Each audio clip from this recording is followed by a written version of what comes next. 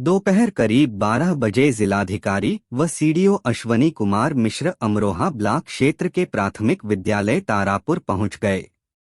यहां पर पूरा स्टाफ मौजूद मिला। पंजीकृत 58 छात्र छात्राएं मौके पर मिले। इसके बाद डीएम ने कक्षा 1 व 2 के बच्चों से पहाड़ा सुना। बेहिचक बच्चों ने उनको सुना दिया। घटाना और हिंदी पढ़वाकर देखी।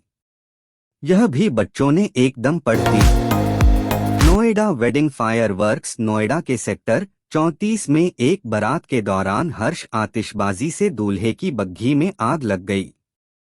दूल्हा और बच्चे समय रहते बग्घी से उतर गए, जिससे कोई हताहत नहीं हुआ। इस घटना के बाद स्थानीय आरडब्ल्यूए ने डीएम नोएडा डीएम को पत्र लिखकर हर्ष आतिशबाजी पर पूरी तरह से रोक लगाने की मांग की है। बिजनौर एक्सीडेंट न्यूज हादसे में एक ही परिवार के 4 सदस्यों की मौत हो गई। अनियंत्रित स्कॉर्पियो पेड़ से टकरा गई, जिसमें 2 बच्चियों और 2 महिलाओं की मौके पर ही मौत हो गई। मृतकों की पहचान सुल्तान की पत्नी गुलफसा, दोनों पुत्रियां अनादिया अलिशा और बहन चांद बानो के रूप में हुई है। घायलों में सुल्तान, उसका पुत्र शाद और भांजी आदिबा शामिल हैं। यूपी उपचुनाव में बीजेपी ने शानदार जीत दर्ज की है, जबकि सपा को करारी हार का सामना करना पड़ा है।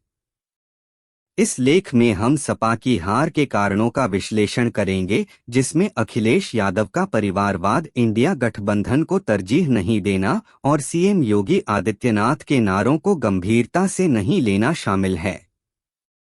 इसे समझिए विस्तार से। महाकुंभ के महाआयोजन को अविस्मरणीय बनाने के लिए डबल इंजन की सरकार पूरी तरह प्रतिबद्ध नजर आ रही है।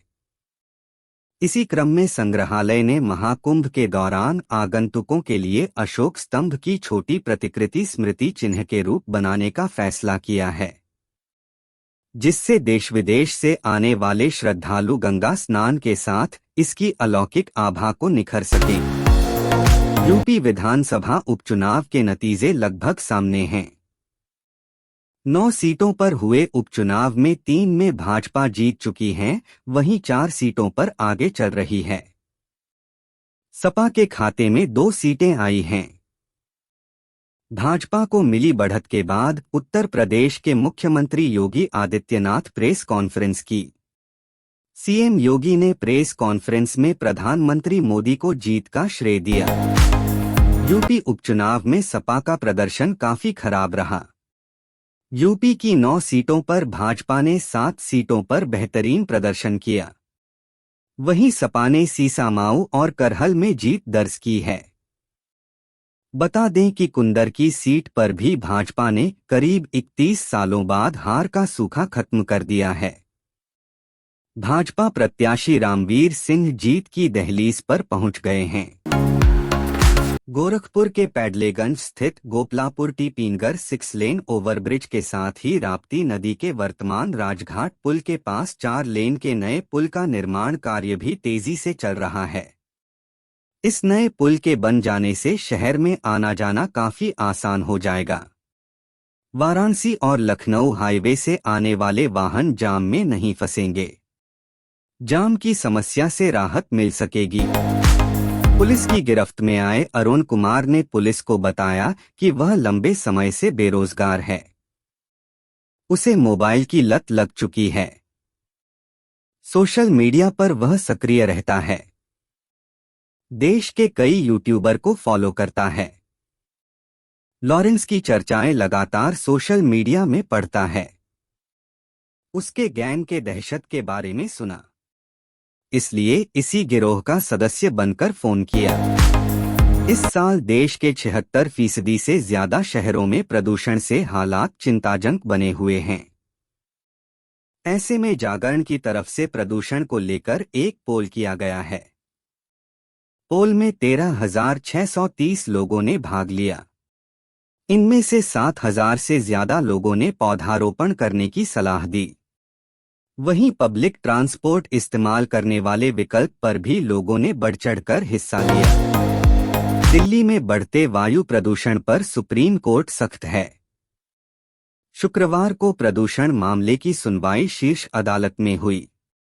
दिल्ली में भारी वाहनों के प्रवेश पर कोर्ट ने दिल्ली पुलिस और सरकार को फटकार लगाई है। कोर्ट ने यह भी पूछा कि प्रतिबंध के बावजूद इन वाहनों को प्रवेश कैसे मिल रहा है। दिल्ली एनसीआर से ग्रैप 4 प्रतिबंध हटेंगे या नहीं, इस पर फैसला अब सोमवार को होगा। जस्टिस अभय एस ओका, जस्टिस एहसानुद्दीन अमानुल्लाह और जस्टिस अगस्टीन जॉर्ज मसीह की पीठ ने कहा कि जज भी मनुष्य होते हैं और उनसे भी गलतियां हो सकती हैं, लेकिन इन गलतियों को व्यक्तिगत आलोचना किए बिना ठीक किया जाना चाहिए। एडीजे ने हाई कोर्ट के फैसले को चुनौती दी थी, जिसने अपनी टिप्पणियों को हटाने से इनकार कर दिया था। बेंगलुरु में 2 बच्चों की उनके माता पिता में से किसी एक ने कथित तौर पर गला घोंटकर हत्या कर दी। इसकी जानकारी पुलिस ने दी। दंपति मूल रूप से झारखंड के रहने वाले हैं। पुलिस झारखंड के रहने वाले पिता और मां की जांच कर रही है। दंपति बच्चों की हत्या के लिए एक दूसरे पर आरोप लगा रहे हैं। हत्या का मामला दर्ज किया गया है, जांच की जा रही है। शहरी सुधारों के क्रम में यह कार्य समूह विकास प्राधिकरणों के संदर्भ में बड़ा फैसला कर सकता है। सूत्रों के अनुसार पहले दौर की बैठक में कई सुझाव आए हैं, जिनमें प्रमुख है विकास प्राधिकरणों के कामकाज को नगर निगमों के दायरे में लाने की स्पष्ट व्यवस्था होना। इसके लिए नगर निगमों के अधिकार बढ़ाने होंगे। एक सुझाव बड़े शहरों में क्षेत्रीय विकास प्राधिकरणों के गठन का है। प्रधानमंत्री मोदी नाइजीरिया, ब्राजील और गयाना की यात्रा से शुक्रवार शाम स्वदेश लौट आए।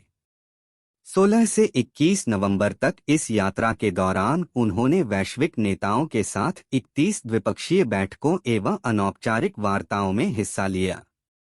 इसी के साथ पीएम मोदी ने एक रिकॉर्ड कायम किया, बल्कि 5 दिनों में नई कूटनीति इबारत लिख डाली है। उन्होंने गुयाना में भारतीय समुदाय को संबोधित भी किया। देश भर में साइबर अपराध के मामले लगातार बढ़ रहे हैं।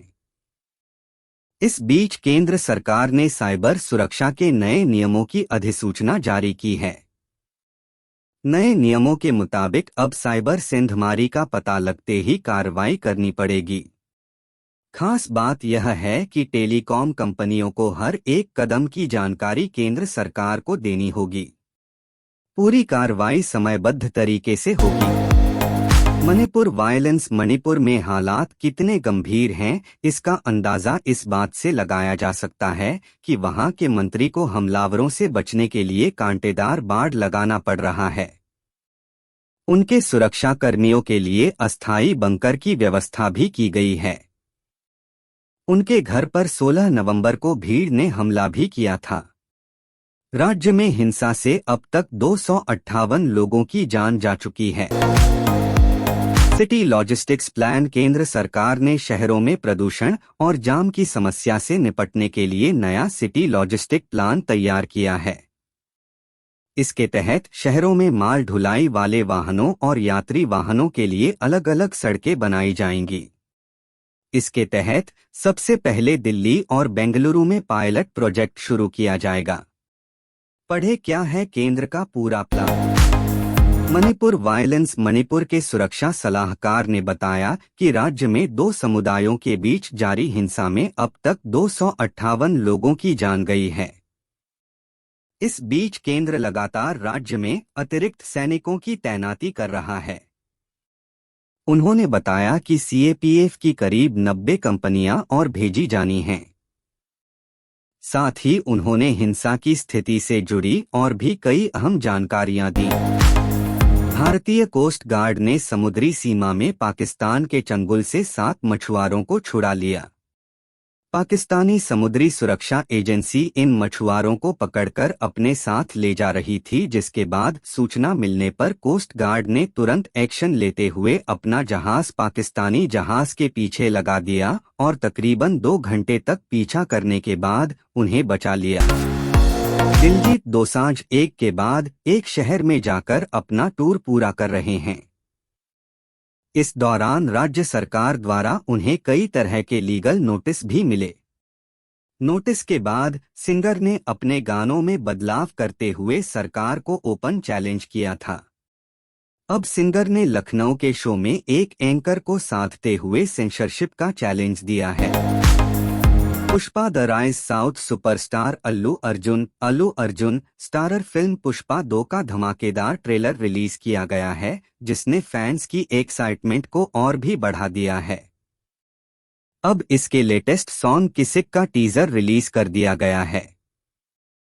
इसमें श्रीलीला डांस फ्लोर पर आग लगाती हुई नजर आएंगी।